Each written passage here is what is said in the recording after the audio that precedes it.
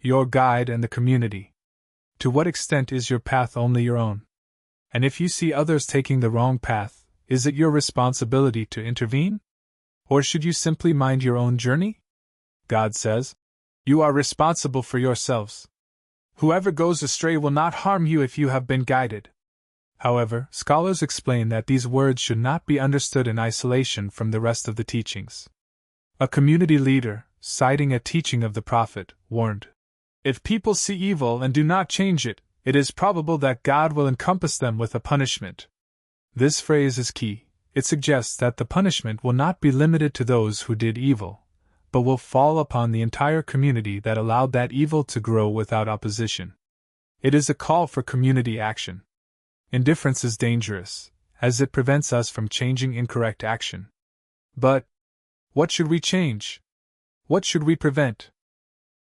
Divine wisdom warns us that there are 3 vices capable of destroying a society: avarice, which obsesses us with accumulating at the expense of others; desire, which drags us along with impulses without moral filtering; and pride, which makes us blind to criticism. But it also gives us a clear guide to combat them. First, by acting. If that is not possible, by raising our voice. And if the path of words is closed, at least by repudiating evil in our hearts. This last one is the lowest level of faith. In the face of these destructive tendencies, there are 3 virtues that are our salvation. The first is the fear of God, not just as fear, but as a deep reverence that curbs our impulses. The second is a just intention in everything, the shield that protects us from avarice. And the third is the true word, which frees us from pride. At its core, true wisdom lies on the straight path.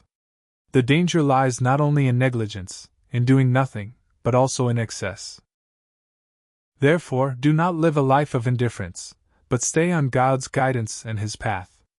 And as a person, do not get involved in what does not concern you as a believer, for the good faith of a person is their abandonment of what does not concern them.